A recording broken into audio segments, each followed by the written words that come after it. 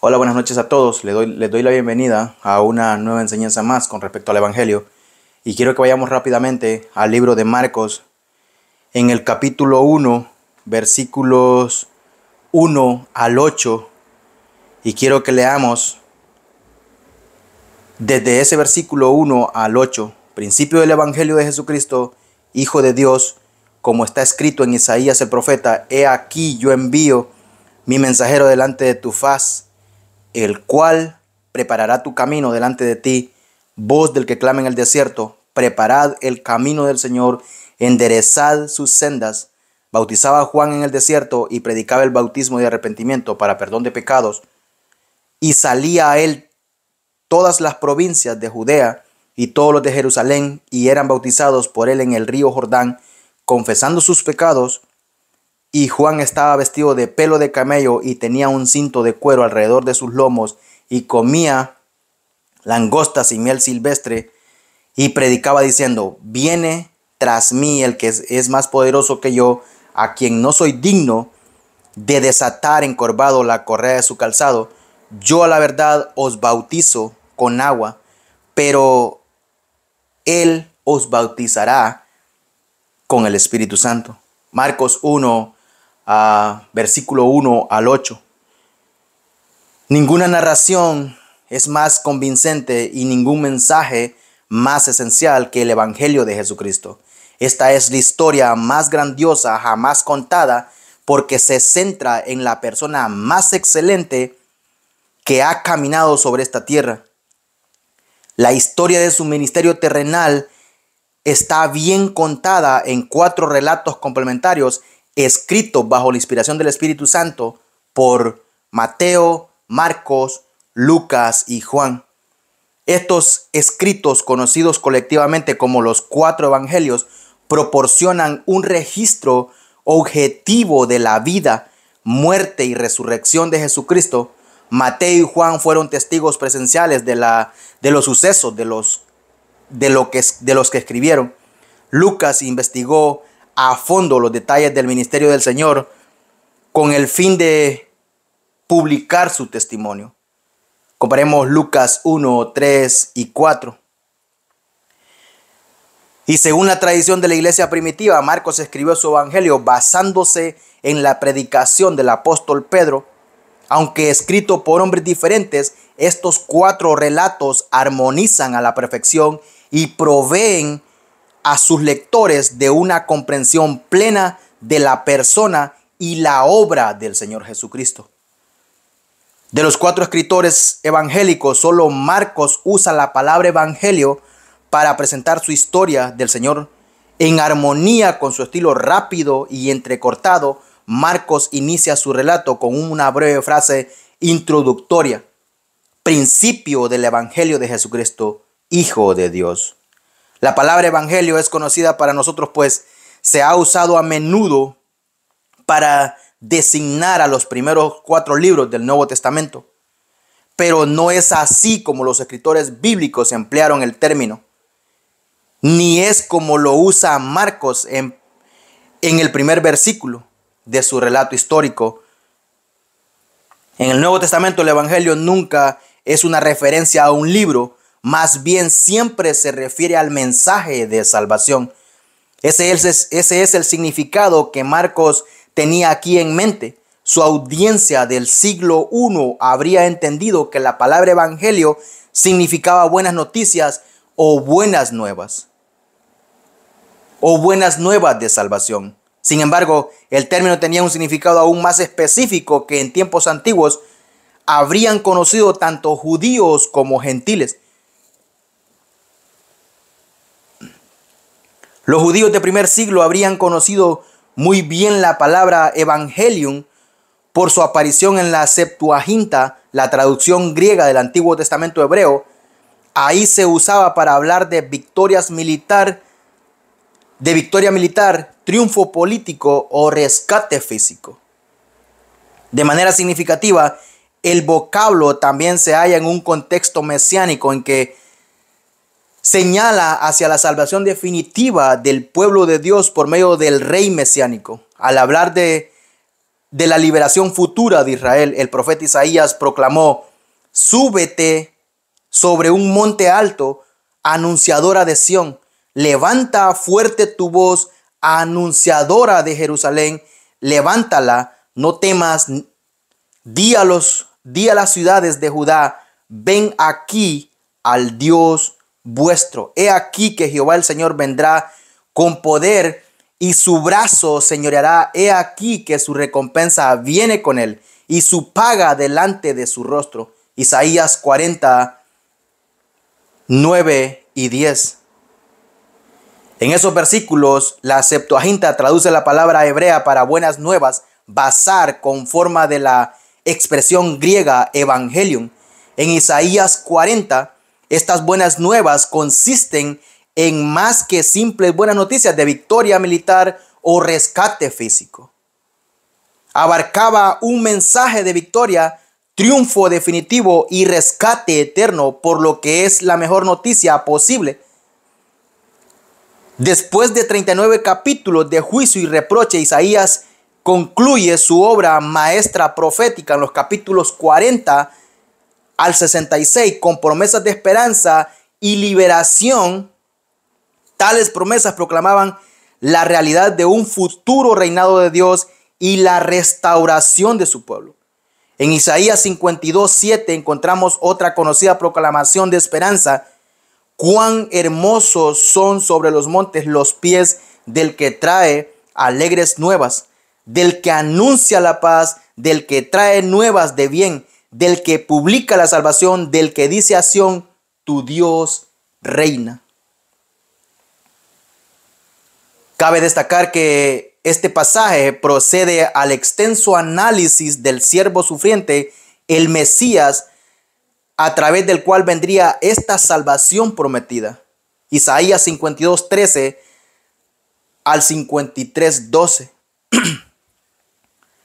Cuando Marcos declaró que este era el evangelio de Jesucristo, habría hecho inconfundible esta relación en las mentes de aquellos que estaban familiarizados con la Septuaginta. El término evangelio estaba relacionado con el Mesías. Era una palabra de entronización y exaltación real. Las gloriosas buenas nuevas del Rey de Reyes que el Rey de Reyes venía a ocupar su legítimo trono. El término tenía también significado especial para los demás fuera del judaísmo. Aunque ignoraban gran parte de la historia judía, los romanos del siglo I habrían entendido igualmente que el término se refería a las buenas nuevas de un rey venidero.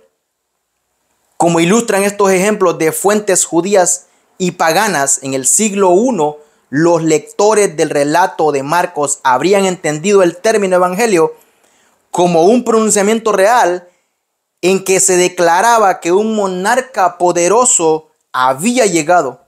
Bajo la inspiración del Espíritu Santo, Marcos eligió esa palabra con el fin de comunicar de modo eficaz a judíos y a gentiles que estaba presentando las buenas nuevas de un rey divino. Marcos inicia su relato observando que este es el principio de su declaración real. Esto encabeza de modo natural su narración histórica. Sin embargo, también sirve como recordatorio de que lo que sigue no es el final de la historia. La historia de Jesucristo todavía se sigue escribiendo. El rey no ha asumido por completo su trono. Un día regresará para establecer su reino y reinará como el soberano eterno. Y reinará como el soberano eterno. El relato de Marcos tan solo comienza a narrar la historia de la llegada, la ascendencia, el establecimiento y la entronización del nuevo rey que es mucho más glorioso que todos los demás reyes. De este modo, el relato de Marcos acerca de la vida del Señor Jesús empieza con un lenguaje que indicaría a sus lectores que ha venido el rey más glorioso y que no es el César. Es más, este monarca divino se pone a sí mismo en contra de todos los demás rivales terrenales, incluso del mismo César. Él es el tema no solo de la historia de Marcos, sino de toda la historia. ¿Y cuál es ese nombre? ¿Cuál es ese nombre de este rey? Marcos no pierde tiempo en declarar de quién se trata. Jesucristo, el Hijo de Dios. El nombre Jesús es el nombre humano del rey. Es la forma griega del nombre Josué, que en hebreo sería Yeshua, que significa Jehová es mi salvación. Así lo explica el ángel a José. Llamará su nombre Jesús, porque él salvará a su pueblo de sus pecados. Mateo 1:21. El término Cristo no es un nombre, sino un título. Es la traducción griega de la palabra hebrea traducida a Mesías, que significa ungido. Se trata de un título real que se usaba en el Antiguo Testamento para referirse a los reyes divinamente ungidos de Israel. Comparemos 1 Samuel 2:10, 2 Samuel 22:51 y en última instancia el gran libertador y gobernador escatológico, el Mesías. Daniel 9:25 y 26. Comparemos también Isaías 9:1 al 7, 11:1 al 5, 61:1. Cualquier lector judío habría comprendido inmediatamente el significado del título, una referencia explícita al Salvador prometido de Israel. El nombre Hijo de Dios habla del linaje y el derecho de gobernar de Jesús. Él es uno en naturaleza con Dios, coeterno e igual al Padre. Para aquellos romanos paganos que erróneamente consideraban al César como un dios, Marcos les presenta al verdadero Rey divino, el Salvador Jesucristo, como se lo manifestó Natanael a Jesús. ¿Tú eres el Hijo de Dios? ¿Tú eres el Rey de Israel? Juan 1:49. A lo largo de su ministerio terrenal, Jesús demostró en varias ocasiones ser el Rey divino. Y Marcos procura presentar el abrumador caso a sus lectores. En la primera mitad de su evangelio, capítulos 1 al 8, Marcos resalta las asombrosas y obras del Señor Jesucristo. En la segunda mitad, capítulos 9 al 16, se enfoca en la muerte y resurrección de Jesús. Ambas secciones llegan a la misma conclusión inevitable por medio de sus palabras, obras, muerte y resurrección. Jesús demostró ser el Rey mesiánico prometido, el Hijo de Dios y el Salvador del mundo. La confesión de Pedro expresa ese tema en un lenguaje inconfundible. ¿Tú eres el Cristo?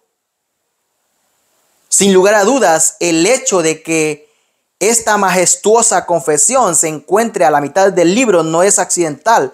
Representa el mismo centro del mensaje de Marcos. El Señor Jesús es exactamente quien afirma ser.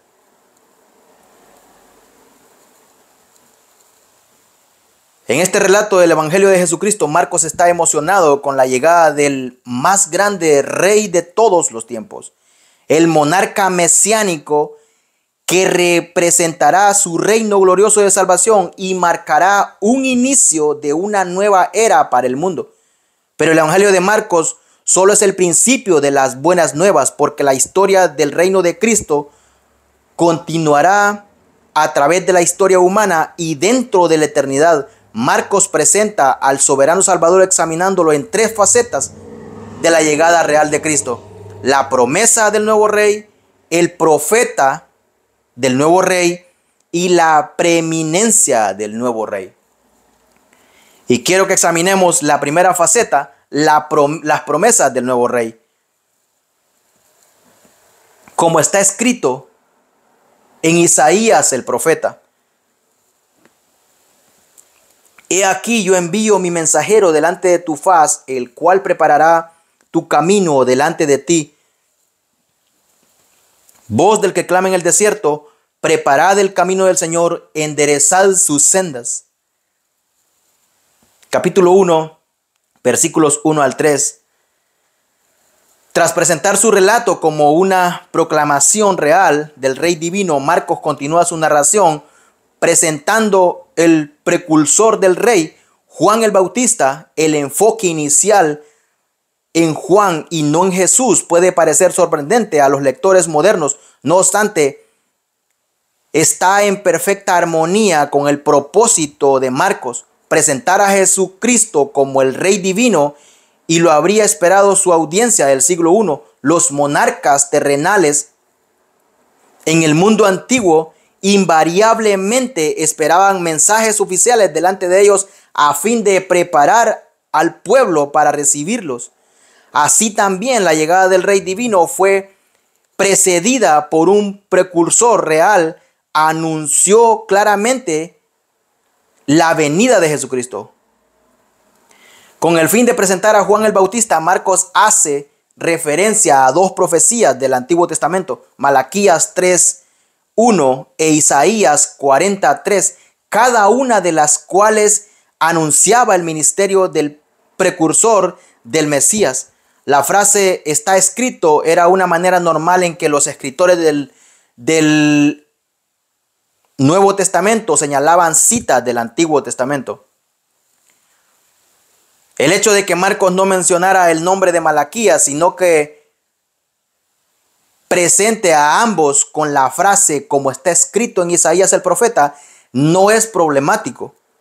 No era extraño en esa época que cuando se citaban profetas del Antiguo Testamento se referían solo al más notable de ellos y pasaran por alto a los demás, puesto que estas dos profecías se encajan tan perfectamente ambas se refieren a la misma persona. A menudo los primeros cristianos pudieran haberla usado juntas. Los otros escritores de los evangelios también aplicaron estos pasajes del Antiguo Testamento. Comparemos Mateo 3:3, 11:10, Lucas 3:4 al 6, 7:27, Juan 1:23. La apelación de Marcos a los antiguos profetas hebreos es importante, lo que demuestra que la llegada del rey no fue un plan secundario o una consecuencia tardía. Este era el mismo plan de Dios. Este era el mismo plan que Dios había estado elaborando desde la eternidad pasada. En consonancia con tal plan, los antiguos profetas habrían predicho la venida del precursor del rey cientos de años antes de que éste naciera. Marcos empieza haciendo referencia a Malaquías 3:1.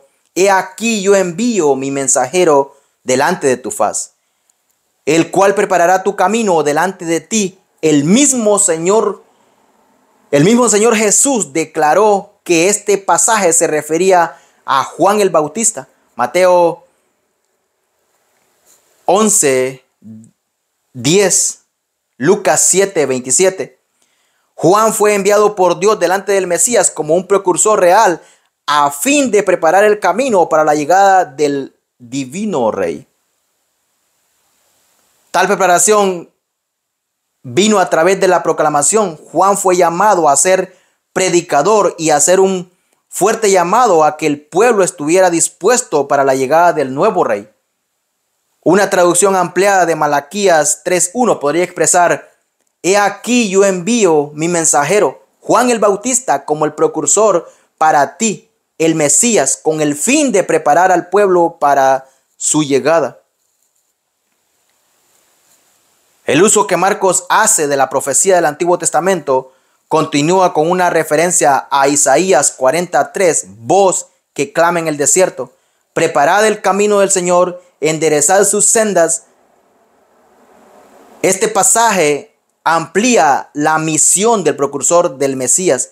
Un precursor real en el mundo antiguo tenía la misión de preparar el camino para la llegada del rey. Sin embargo, ¿cómo iba Juan a hacer eso para el Mesías que vendría? En lugar de despejar de escombros físicos a caminos literales, Juan trató de quitar obstáculos de terca incredulidad de los corazones y las mentes de los pecadores. al camino del Señor, al sendero del arrepentimiento, de volverse del pecado a la justicia y de convertir las sendas espirituales que están torcidas en unas que sean derechas y santas. De acuerdo con su llamado, Juan predicó a las multitudes que venían a oírlo en el desierto, rogándoles con fervor que se arrepintieran con la voz vehemente de un profeta apasionado. Juan clama con gritos, gemidos y súplicas para que los pecadores abandonen su pecado y busquen al Salvador. Juan era tanto un profeta como el cumplimiento de la profecía.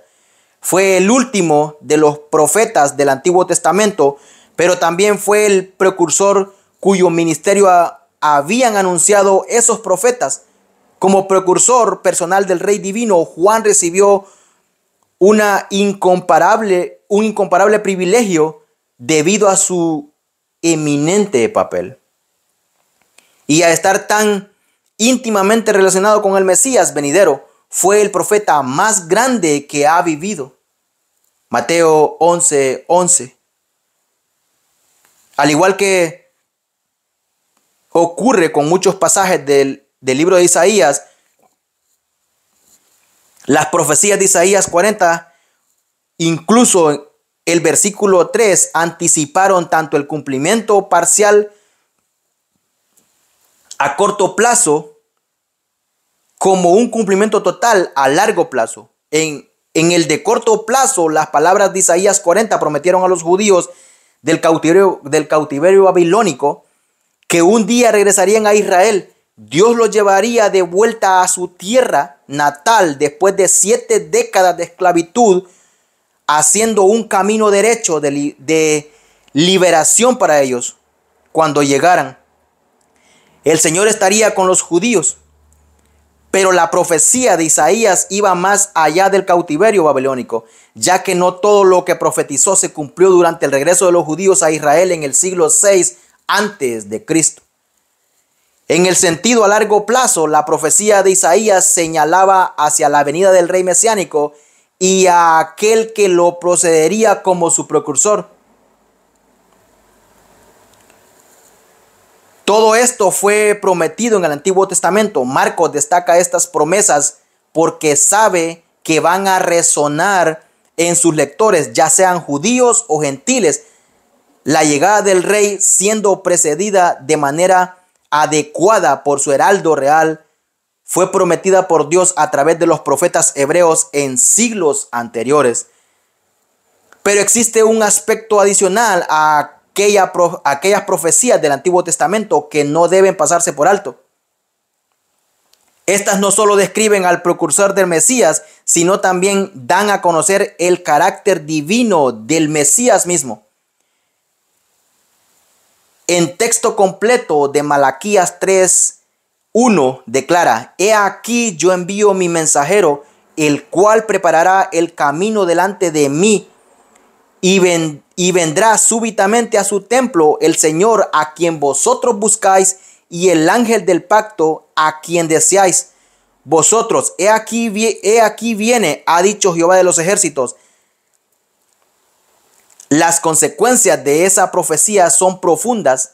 En ese versículo el Señor explicó que el rey venidero, aquel delante del cual fuera enviado el precursor, es Dios mismo.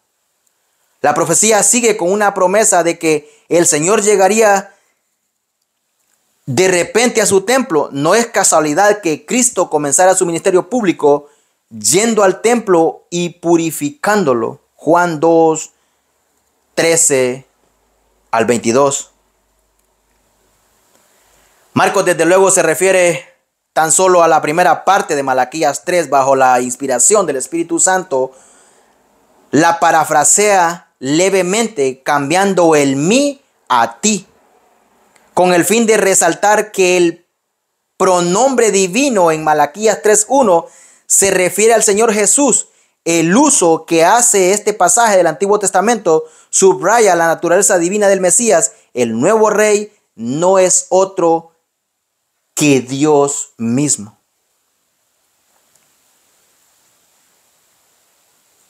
El testimonio de la deidad de Cristo también se ve en Isaías 43, donde Isaías profetizó acerca del precursor del Mesías.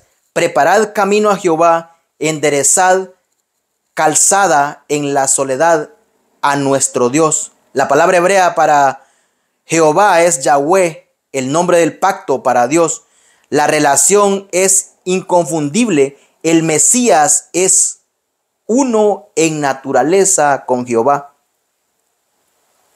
El testimonio de esa realidad se expresaría claramente en el bautismo de Jesús.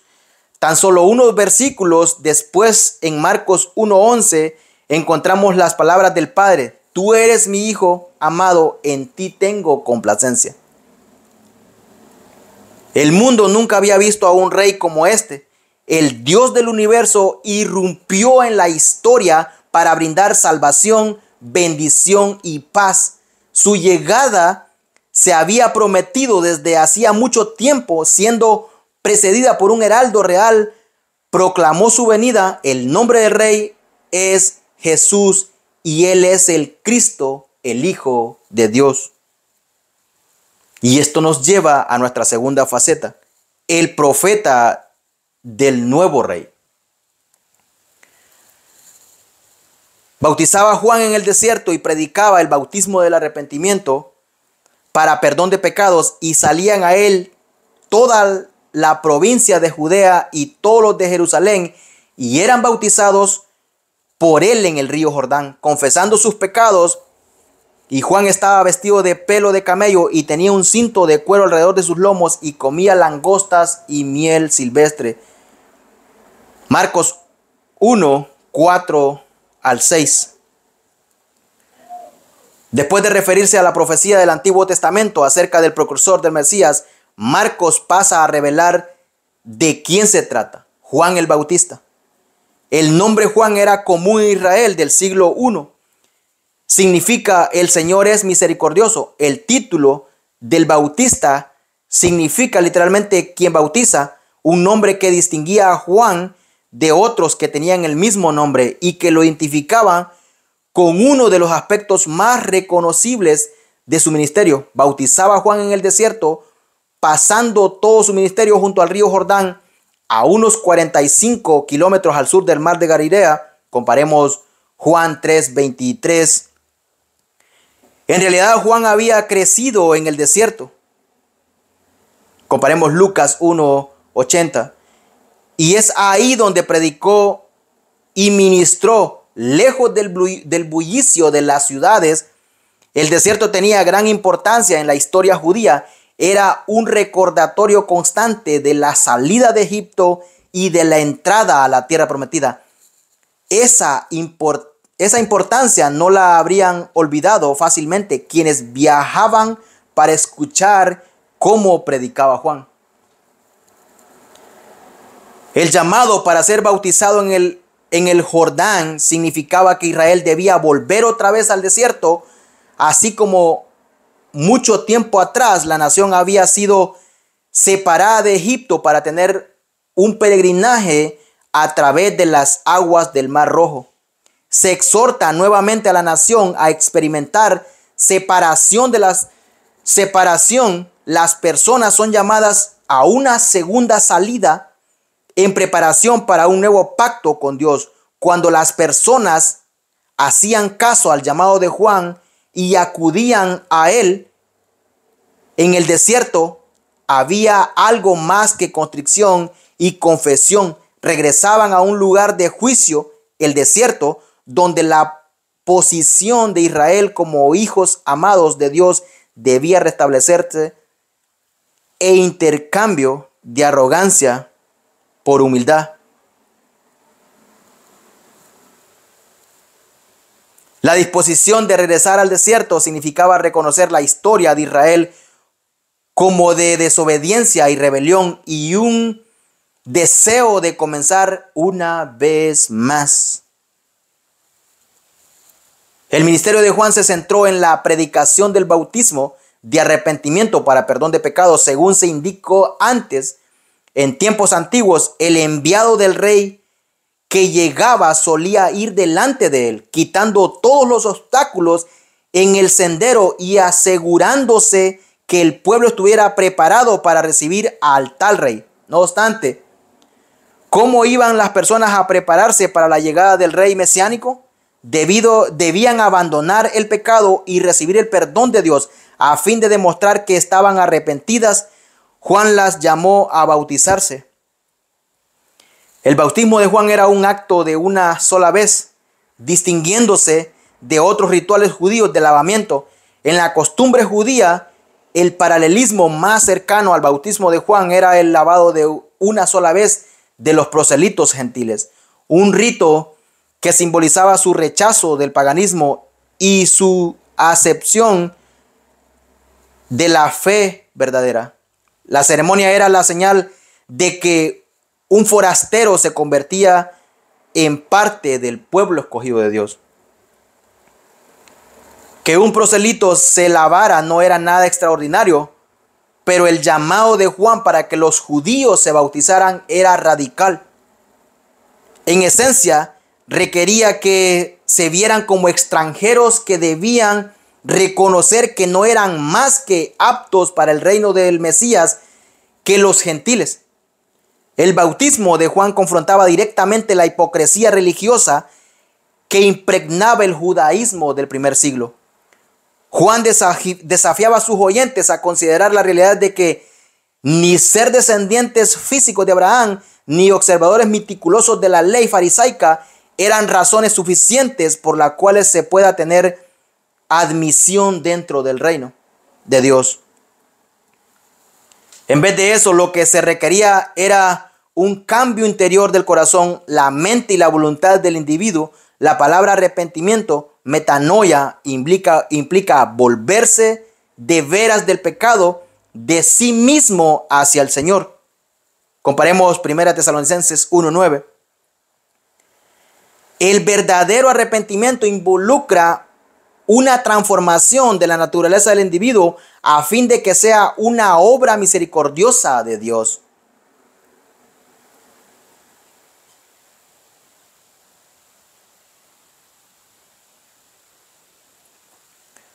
Hechos 11:18, segunda a Timoteo 2:25.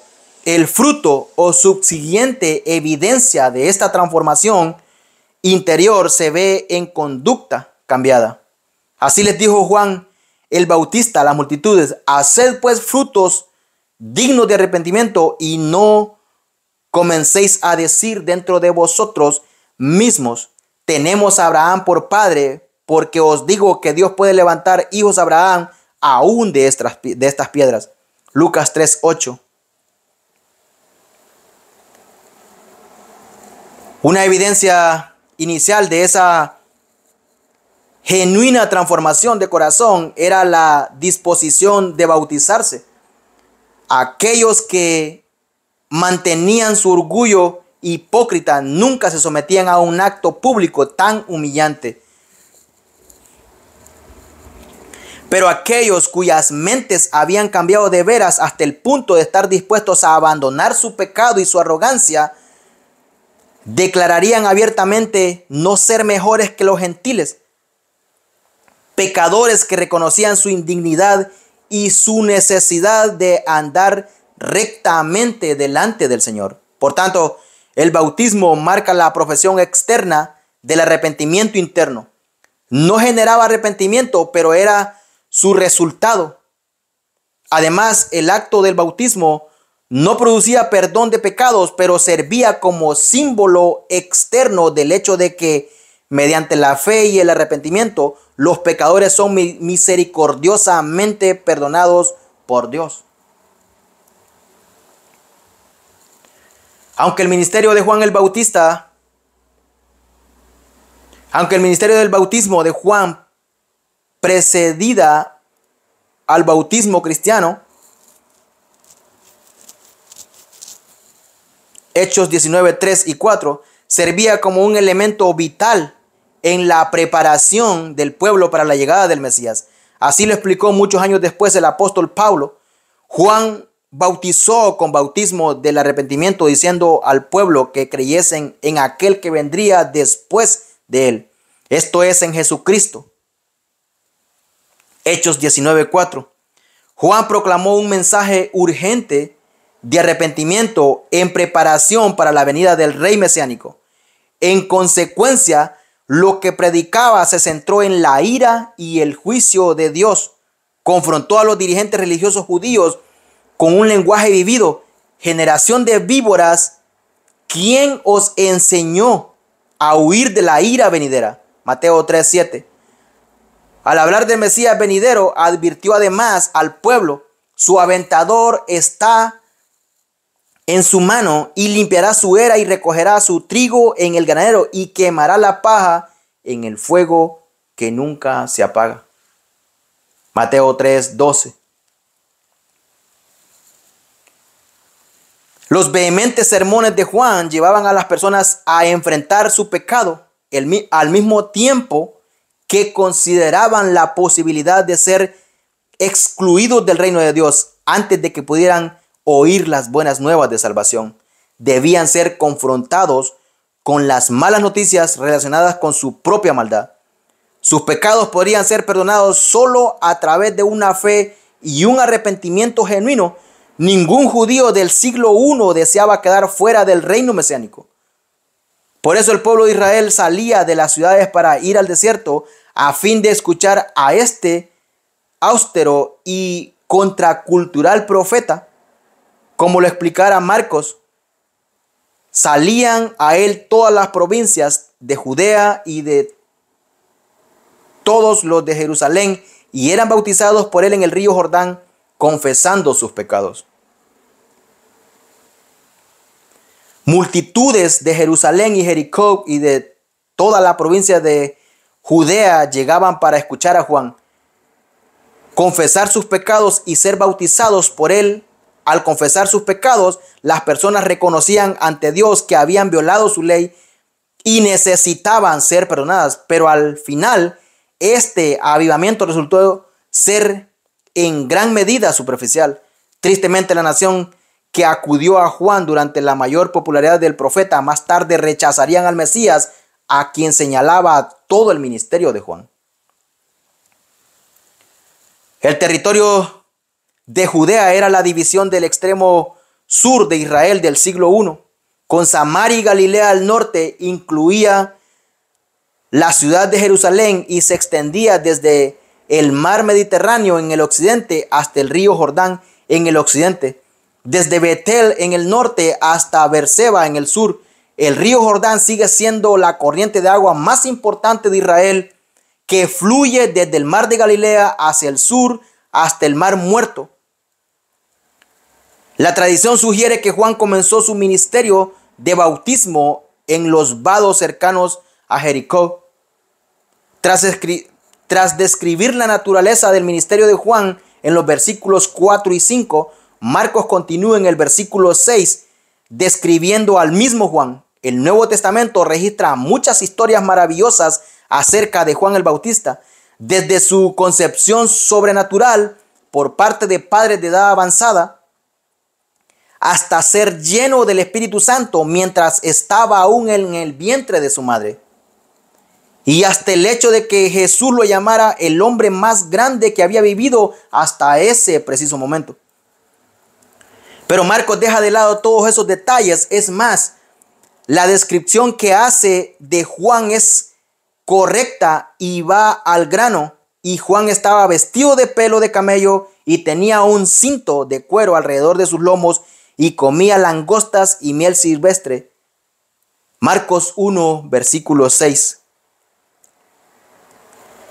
La descripción física de Juan se ajusta a la de un hombre que vivía en el desierto, donde en favor de la durabilidad se pasaban por alto las modas de ropa y donde las langostas y la miel silvestre proporcionaban un sustento viable. No obstante, aquí hay más que una declaración superficial respecto al vestuario y los hábitos alimenticios de Juan. Una prenda peluda confeccionada de pelo de camello ceñida por un cinto de cuero alrededor de los lomos habría significado habría designado a Juan como un profeta. Es más, el profeta Elías usó un atavío parecido. En Segunda de Reyes 1:8 se describe a Elías como un varón que tenía vestido de pelo y ceñía sus lomos con un cinturón de cuero. La referencia a Elías como un varón que tenía vestido de pelo describe las peludas prendas de piel de animales que se usaban. Esas prendas eran sujetas por una correa de cuero alrededor de la cintura. La semejanza entre Juan y Elías no son una coincidencia. La explicación del ángel Gabriel a Zacarías con la relación a Juan es la siguiente. Será grande delante de Dios, no beberá vino ni sidra y será lleno del Espíritu Santo, aún desde el vientre de su madre, y hará que muchos de los hijos de Israel se conviertan al Señor Dios de ellos, e irá delante de él con el espíritu y el poder de Elías para hacer volver los corazones de los padres a los hijos y de los rebeldes a la prudencia de los justos, para preparar al Señor un pueblo bien dispuesto. Lucas 1:15 al 17. Jesús mismo reiteró en Mateo 11:12 al 14 la relación entre Elías y Juan. Ahí manifestó a las multitudes que lo seguían desde los días de Juan el Bautista hasta ahora. El reino de los cielos sufre violencia y los violentos lo arrebatan, porque todos los profetas y la ley profetizaron hasta Juan. Y si queréis recibirlo, él es aquel Elías que había de venir. Comparemos también Malaquías 4:5. El planteamiento del Señor era que si los judíos habrían recibido el mensaje de Juan como mensaje de Dios y hubieran recibido al Mesías que proclamaba Juan, habría sido en realidad el personaje parecido a Elías del que habló Malaquías. Pero ya que en última instancia Israel rechazó el testimonio de buenas nuevas de Juan, otro profeta como Elías todavía está por venir, quizás como uno de los dos testigos en Apocalipsis 11:1 al 19. La dieta de Juan incluía langostas que la ley mosaica permitía que los israelitas comieran. Levíticos 11:22. Las langostas proporcionaban una buena fuente de proteínas y podrían prepararse de varias maneras. Una vez retiradas las alas y las patas, el cuerpo se podría asar, hervir, secar y hasta moler y hornear en pan. La miel silvestre también estaba a disposición, proporcionaba una contraparte dulce a la langosta. La dieta sencilla de Juan estaba en armonía con su posición como nazareo de por vida. Lucas 1:15. Incluso la breve descripción que Marcos hace de Juan es suficiente para indicar que debió haber sido un personaje impactante para quienes lo veían.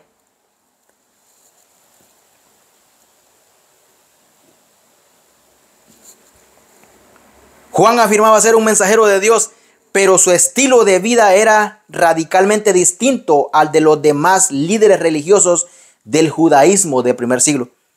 Dichos líderes, los saduceos y fariseos, eran refinados, bien vestidos, en buenos modales. Era claro que a Juan no le importaban las modalidades mundanas e incluso se empeñaba en rechazarlas. Su vestimenta, dieta y estilo de vida austeros eran en sí un reproche a la élite religiosa de Israel, que se dedicaba a la pompa y solemnidades de sus privilegiadas posiciones.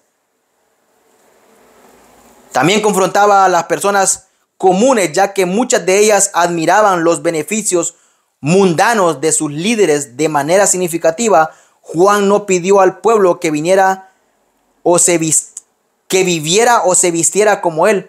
Su objetivo no era convertir a otros en reclusos sociales.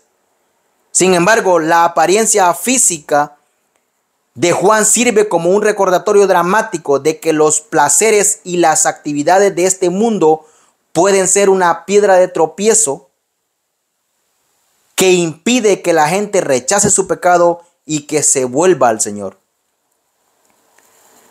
Y esto nos lleva a nuestra última y tercera faceta, la preeminencia del nuevo rey.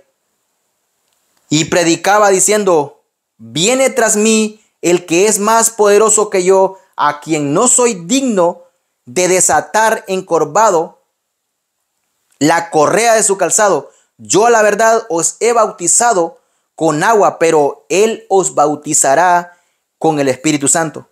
Marcos 1, 7 y 8. El resumen del ministerio de Juan se expresa en estos dos versículos. Todo su propósito cuando predicaba, que es literalmente proclamaba, era hacer que sus oyentes miraran hacia el que venía tras él. Eso es lo que significaba ser el precursor, el heraldo, que alejaba de él mismo la atención de todos para que la pusieran en el rey que se acercaba. Así lo explicó más tarde Juan a sus propios discípulos: es necesario que él crezca, pero que yo mengüe. Juan 3:30. Juan entendió y aceptó correctamente su papel como el mensajero del Mesías. Por eso indicó a las multitudes: viene tras mí el que es más poderoso que yo, a quien no soy digno de desatar encorvado la correa de su calzado. El griego incluye un artículo definido que indica que Juan se refería a aquel que estaba viniendo. El ministerio de Juan no precedía simplemente a algún rey o monarca. Al contrario, señalaba al divino cuya venida fuera anunciada por los profetas del Antiguo Testamento. Juan admitió de inmediato que este rey que venía era más poderoso que él mismo. El Mesías sería más grande en todo aspecto, por lo que Juan ni siquiera se consideraba digno de desatar encorvado la correa de su calzado. Desatar las sandalias del amo y cuidar de limpiarle los pies encorvados era una tarea que realizaba el más bajo de los esclavos. Juan indica entonces que no se consideraba digno ni siquiera de ser el esclavo más bajo de tal rey. Tan infinitamente exaltado, Juan continúa distanciándose de Cristo al señalar la diferencia inmensurable entre sus dos ministerios. Yo a la verdad os he bautizado con agua, pero él os bautizará con el Espíritu Santo. Es como si Juan estuviera diciendo: lo único que yo puedo hacer por ustedes es lavarlos por fuera con agua, pero él puede transformarlos y limpiarlos por dentro. Ser bautizados con el Espíritu Santo se refiere a la obra regeneradora de salvación. Comparemos Ezequiel 36, 24 y 27, Juan 3, 5 al 6. Esta no es una referencia a una experiencia extática posterior a la conversión, como algunos carismáticos contemporáneos afirman. Más bien se trata del lavamiento de regeneración y renovación por parte del Espíritu Santo que ocurre en el momento de la salvación. Hechos 1, 5, 8, 16 y 17, 1 Corintios 12, 13, Tito 3, 5 al 7. Esta es la purificación del nuevo pacto y la transformación del nuevo nacimiento.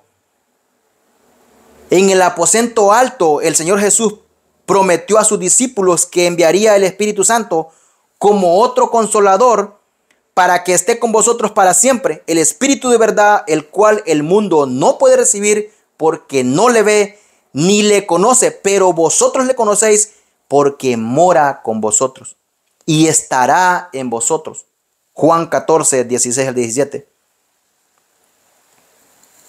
Esa promesa se cumplió inicialmente en el día de Pentecostés. A partir de entonces, todo creyente experimenta la presencia interior del Espíritu Santo que empieza en el momento de la salvación. La declaración de Juan relacionada con el Espíritu Santo debió haber emocionado los corazones de los judíos fieles que oían predicar en consonancia con las promesas del Antiguo Testamento. Ellos esperaban el día en que Dios cumpliría tal promesa. Esparciré sobre vosotros agua limpia y seréis limpios de todas vuestras inmundicias, y de todos vuestros ídolos os limpiaré. Os daré corazón nuevo y pondré espíritu nuevo dentro de vosotros. Ezequiel 36, 25 y 26. En aquel día sus corazones al fin serían bautizados en el mismo poder y persona de Dios. Comparemos Jeremías 31, 33. Este poder sobrenatural distingue de cualquier otro al ministerio del nuevo rey. Juan no podía otorgar el Espíritu Santo, solo Dios puede hacerlo. El rey venidero es Dios en cuerpo humano y bautizará a los pecadores con el poder salvador de la obra regeneradora del Espíritu. Y para terminar, quiero agregar que el mensaje de Juan resume el núcleo del Evangelio y nos lleva de vuelta al uso que Marcos hace en el término, en el versículo 1. El Evangelio son buenas noticias, las buenas nuevas de un rey que está trayendo un nuevo reino. El nuevo rey es tan esperado, Mesías. El nuevo rey es el tan esperado Mesías. Él es Dios mismo. Su reino es de perdón, bendición y salvación. Lo reciben solo aquellos que se arrepienten, y quienes lo hacen serán bautizados con el Espíritu Santo. Este evangelio es la culminación de toda la historia redentora pasada y la puerta a toda la gloria futura. Y Juan el Bautista, el fiel heraldo y propulsor, habría venido para anunciar la llegada de ese nuevo rey. Y con esto quiero despedirme nuevamente de ustedes, dándoles las gracias